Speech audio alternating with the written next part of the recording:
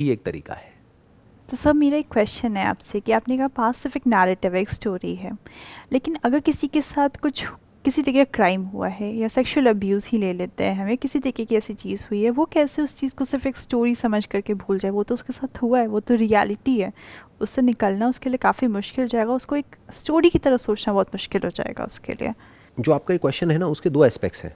एक है जो उस इंसान के साथ में एक्चुअल में हुआ है, मान लो बचपन में सेक्सुअल अब्यूज़ हुआ है, तो वो कोई स्टोरी नहीं है, वो एक्चुअल में हुआ है, वो रियलिटी है। बट जो वो पर्सन है जिसके साथ में वो हुआ है, वो पर्सन तो अब सेम नहीं है ना। हम्म।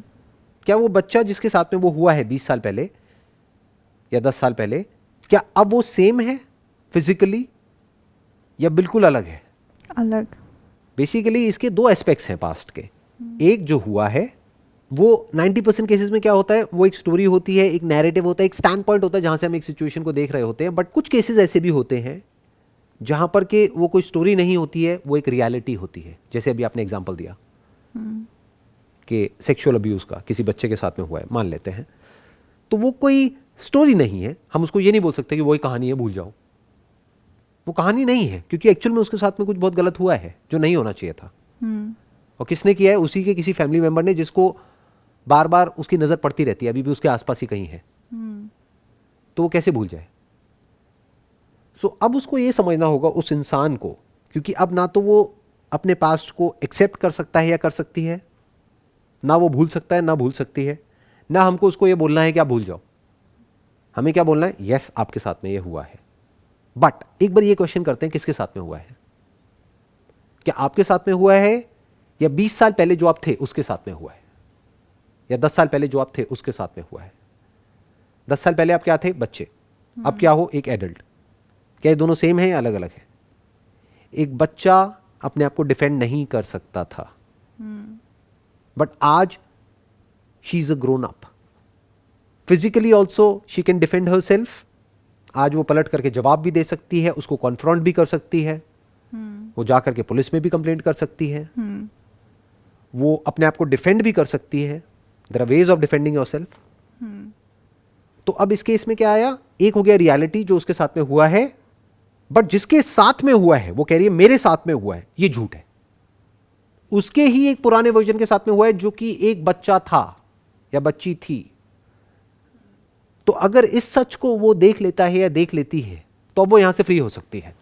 वो जो उसके साथ में हुआ है उससे तो फ्री नहीं हो सकती, वो तो मेमोरी स्टोर्ड है, और वो तो एक्चुअल में हुआ है, वो तो कोई कहानी नहीं है। बट अब उसको किससे फ्री होना है? उसको खुद ही के एक पुराने वर्जन से फ्री होना है। उसको क्या करना है? अपने ही पुराने वर्जन को एक कंपैशन के साथ में देखना है। उसने देखा पास्ट में एक बच्चे के साथ में कुछ बहुत गलत हुआ, जो एक अलग इंसान है, और एक एडल्ट है जो एक अलग इंसान है। ये दोनों अलग है। In her mind it is the same person, because एक धागा है जिसने इन दोनों को जोड़ रखा है। वो क्या है? उस बच्ची का नाम।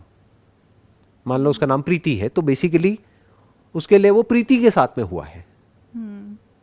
बट उसको यहां पर एक और चीज ऐड करनी पड़ेगी कि एक बच्ची थी प्रीति जिसके साथ में वो हुआ है।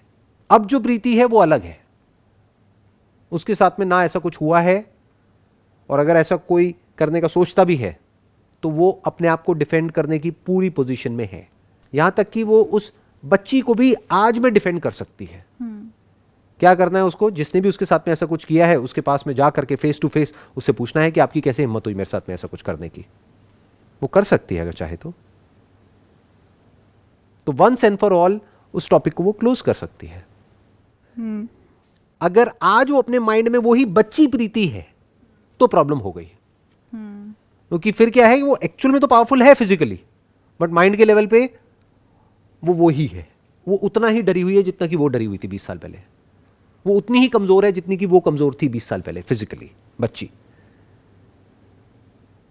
एक्चुअल में वो नहीं है कमजोर physically.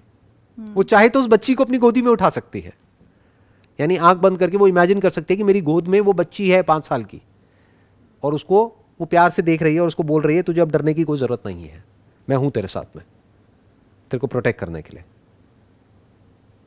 And that's the end of past.